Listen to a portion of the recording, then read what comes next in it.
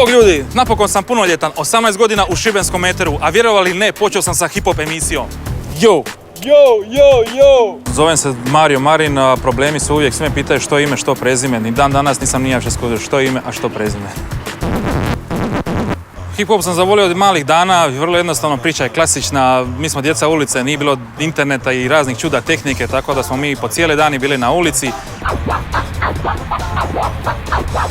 Dragi slušatelji, dobar dan, kao što smo najavljivali, makli smo se iz studija, uzavrelog studija, na uzavreli asfalt, iza nas prekrasna priroda. U studiju smo pokretnom, idealno mjesto za svačije probleme. Ja sam tu, slušam vas, vi slušate mene. Radio, idealna stvar. Izuzetno mi drag radio jer ima svega, ima sporta, od medicine, od saobraćaja, svega ima.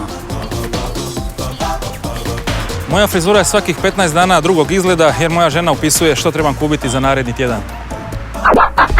Još jedna moja ljubav iz mladih dana je odlazak na koncerte koja datira još iz 92. Tako da još dan danas 3-4 puta godišnje odem preko granice i prisustvujem nekim od svjetskih koncerata.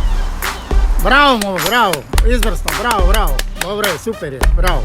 Volim kontakt s ljudima, volim upoznavati nove ljude, nove kulture, putovati jer baš na tim putovanjima onda možeš praktički i vidjeti kako i drugi ljudi žive, a ne samo ovdje kod nas u Hrvatskoj. Volim animirati ljude, volim da je zabava na vrhuncu, tako da sam pravi vrhunski animator. Gospođo, može jedna pomoć?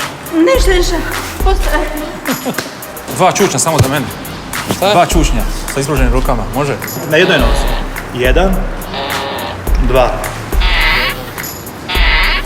Hvala, pomogli se. Ništa. I za sam kraj ne zaboravite, slušajte Radio Šibenik na svim našim frekvencijama. Vole vas nas oba dva, Mario, Marin. Bog, yo!